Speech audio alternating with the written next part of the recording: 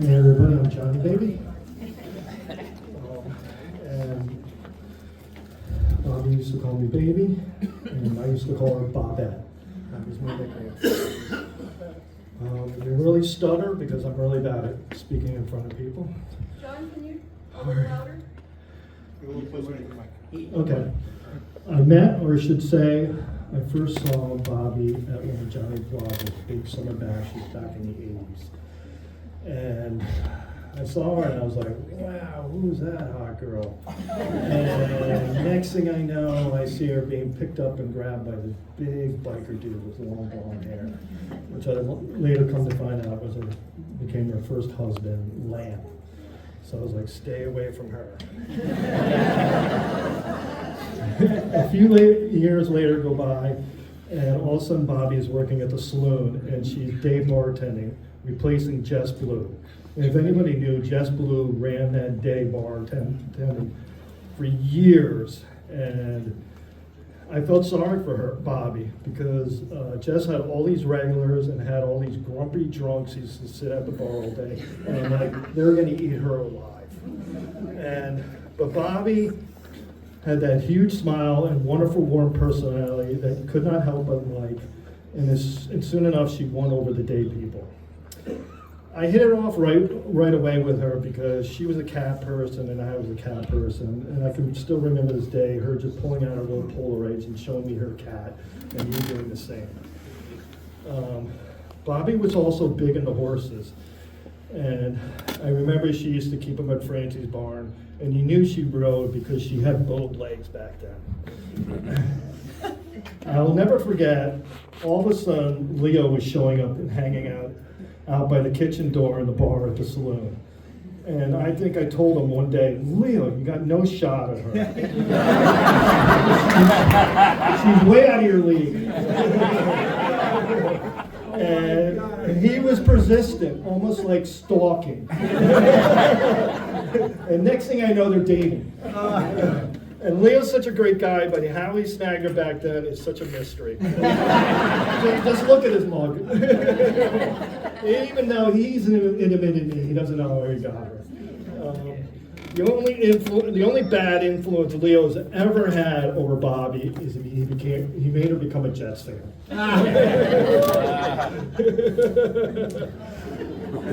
Bob also loved Bob Seger more than anyone I know. She also loved to dance, and there were many nights where Leo was trying to drag her out of the saloon because he had to get up and make the donuts in 3 hours, and she never wanted to leave.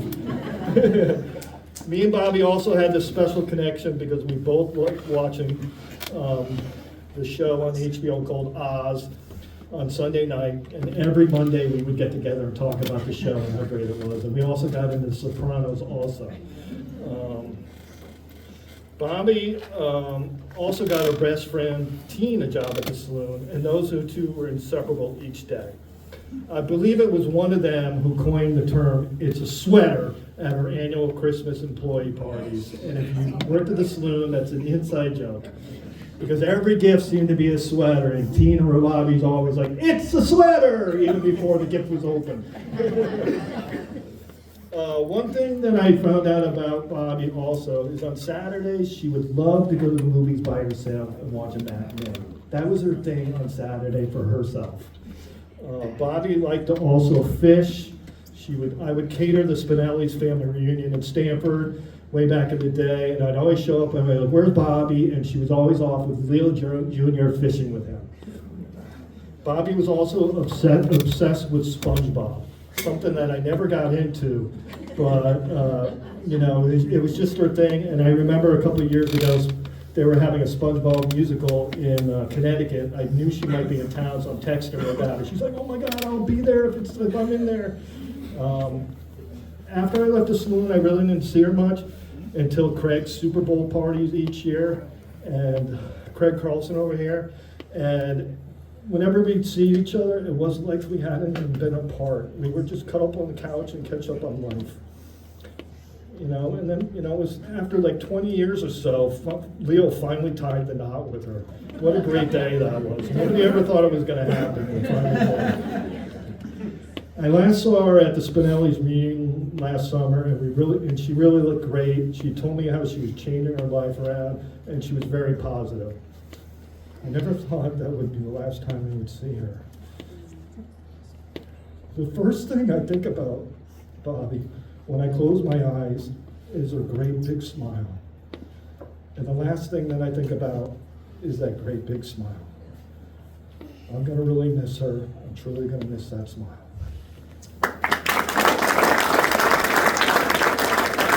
That she was not bow-legged from horseback riding. It runs in the family, sorry, little grandma. We all have it. Anyway, be serious. A reading from Ecclesiastes. To everything there is a season and a time.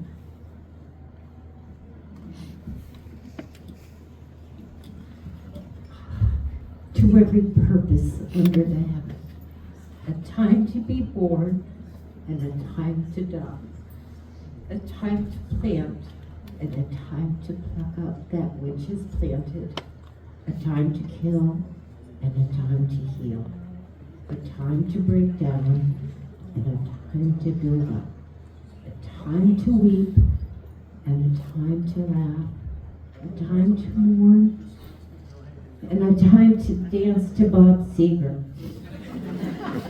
a time to cast away stones, and a time to gather stones together. I should be singing this.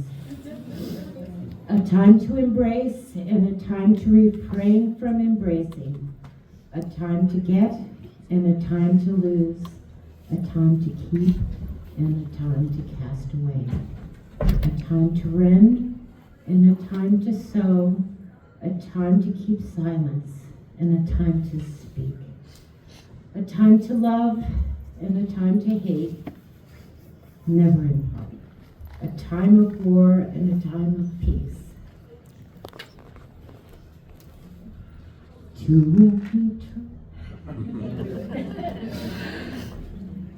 turn, turn, turn. There is a season, turn, turn. I love my sister, and I know you all did too. And I'm gonna miss her horribly. And I'm sorry for being a wuss. Yeah, I'm gonna wing it. So there's Chip, Jay, Jimmy, Bobbie, Mike, and Jackie. All boys' nicknames. I am a boy, but I'm the second middle child out of 6 children. With an older sister that was blonde hair and blue eyes. I had, it wasn't easy. Let's just leave it at that. So we all got paired up with people. Chip got me, the eldest. Jimmy got Bobbie, and Jay got Jackie. And Jay's not here today, and we're all real sorry that she couldn't make it up. But I'm going to tell you some sides of Bobbie that nobody really spoke of. And being her little brother when I was growing up, she's like, I can beat you up. She would always say, I can beat you up, the arm wrestling, the constant harassment. So me calling her Barbara was one of my favorite things to do, just to set her off. And so one day she's like, I can beat you up, I can beat you up, and I punched her, and then I got in trouble. And Bobbie and I had a love, semi-coexisting relationship when we were little. We just kind of tolerated each other, and it wasn't easy. It got a little, one of my favorites is she was the deliverer of my second out of 7 concussions when she ran me over with Dandy. Everybody loved Dandy except for me. That horse hated me. That horse would stand on my feet and try to bite me. Oh my God. But we were there when Dandy was born, and it was a celebration. Bobbie loved her horses. Daddy, can I have a pony? Daddy, can I have a pony? Daddy, can I have a pony? Until she got a pony. She rode. Jackie and I would get towed to the horse shows, and we'd sneak off while Bobbie was getting grand champions. The whole house was full of ribbons and trophies, and that was my life. And going into high school, she was 2 years ahead of me. She was queen of what they call the freaks. There was freaks, jocks, and some car guys, but I was nothing, I suppose. And she was the queen, and she saved my life in the hallway many times when there was a pinball machine, and they're pushing kids back and forth, and all of a sudden I'm getting picked up, and they're like, that's Bobbie's little brother, that's Bobbie's little brother. So we started to tolerate each other over time, even though she told on Jackie and I whenever she got the chance, because of all the silly things that we were going to do. One of the best things was she took an accounting course and gave me all of her old papers so I could cheat my way through my senior year. That was nice of her. She got into Leesburg, Virginia, equestrian school, and me, Dorothy, her mother, Dorothy and Carmine, we all jumped into the old Cadillac and drove down to Virginia together. And that's when Bobbie and I really started to hit it off. And I went into the Army. I was in the National Guard for 7 years, and she would write daily, and all of a sudden our relationship just started to change. It morphed, and that's what we went through growing up. She married Lamb. I would clean Lamb's house. You know, when he had a house cleaning business, we'd pick Bobbie up, we'd bring her back to Stanford. We were hanging out all the time. Leo came along.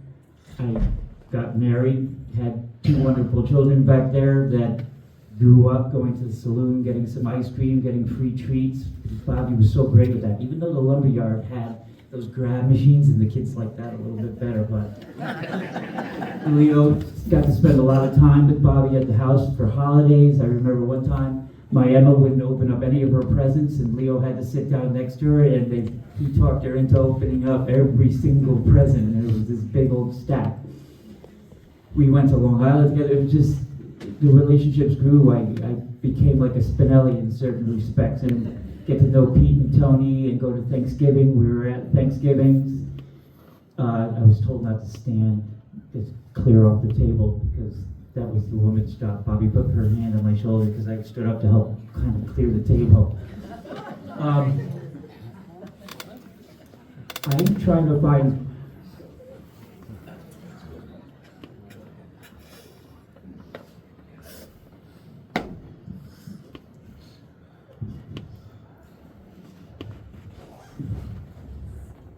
find a reason. Because going down the line, Bobbie did everything right. And then this came along. And the last phone call I had with her was she was worried about me about living alone. And I was like, Bob, I'm used to it now. And then she was like, I can't talk anymore. And she was aggravated with me, and I could tell. Excuse me. I suppose one of the reasons is, look at this beautiful group of people. Like, she became like life. That smile. Whenever you just run into her, that smile, that was the first thing. She just cracked that smile and just let you have it. And she was like,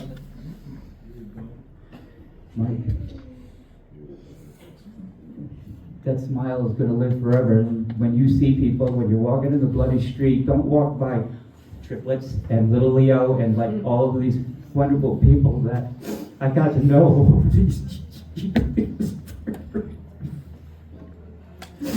She was my sister. She was a pain in my ass. And it's just wonderful because she kept me going. And I love you, Bobbie. I'm going to miss you forever and ever. Leo, I'm so sorry, man. Amazing crowd. And I knew that Bobbie was, over the years, such a hit at Georgetown Saloon. And, you know, just looking at everybody here, we have Eugenio's and one little table there. We have some Spinelli's, maybe about half the place. And then all of you guys. So I'm going to tell you a few stories that I don't know if everyone's heard them. Probably you have, within the family. So I'm going to start off. Bobbie was 8 years younger than me. And it was great, because I had Jay and Chip above me, and Chip and I used to fight all the time. Then Bobbie came along, and it was great. I had this little sister. Yes, you're a tattletale. So I had this little sister. So the first story I'm going to tell you is, I guess Bobbie was about 3, I was 11, and we had one bathroom upstairs. I was up there using the bathroom, didn't close the door well enough, so I'm standing there doing my thing, and Bobbie comes walking in and says, "Hey Jim, that's terrific. How do you do that?"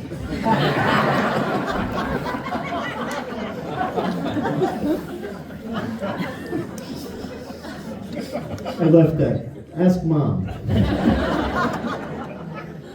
So then, I was very close with Bobbie, and in grammar school, I had the opportunity to bring her in for show and tell. This is my sister Bobbie, and everybody just had such a great time with her, and she was, she smiled from day one to entire time. I mean, she always did. And we got a couple smiles from her. When I was down at the hospital, and it was just good to see this smile again. So, another little quick one was Bobbie and I got the opportunity with my mom and grandma to go out to Missouri to our great aunt, and it was really boring out there. And Bobbie and I spent a bunch of time, but we had cousin Mark. And he was a second cousin, and he thought that, Bobbie should be, his girl. This is the way, stay with me, Bobbie. I really like you, and I had to kind of fight him off a little bit. He was different. So we had, the horses, and we talked about Misty the pony, and then we got Libby, and then Libby's gave birth to Dandy. And I have 2 daughters, Monica and Christine, and I talked to them, over the past month or so, and I was talking to them, and the 2 of them remember just getting rides, and Bobbie would just take the time and give them horse rides, and that's just like, they were very small at the time, and it just stuck in their mind, and I just wanted to share that one. So here's another one, Christmas time. We used to get together at Dot and Bucks. Well, that's the other name for Carmine and Dorothy. So we would get together at Christmas, and it was a great time. We would open up all our presents and things. So Bobbie, she had to open up some presents. She got something, a pair of slacks or something. So what she did was, she wanted to go try on the slacks. So she went in the bathroom and went to put those on. Well, she had these pair of jeans, and what I did was I folded them up, put them in a box, rewrapped them. And so she came out, she had her slacks on, she kind of forgot what was going on and said, "Hey, there's more gifts." So she opens this box up with these jeans in it, and she says, "These are my favorites." And yeah, I said, "Bobbie, you just had those on about 10 minutes ago. They're probably still warm." So Mike alluded a little bit to arm wrestling. Bobbie was so proud when she finally beat me at arm wrestling. I mean, that was one of her things that she was going to make sure it happened. And when she was working with the horses all the time, she finally beat me. And then Mike was talking about it yesterday, where he beat both of us, but we'll just leave that story out. So I'm going to jump forward a little bit. And there's a lot of time. We had moved. I was in Colorado, and Bobbie came out there one time. There's a couple of different stories. One of them, just a silly thing, but we were all out there as a millennial, the 4th of July, and the smallest things could make Bobbie laugh. There was a little tuna fish can that when you kicked it, it rang. And I thought Bobbie was going to piss in her pants. She just kept kicking this thing, and it was going bling, bling. Just so silly.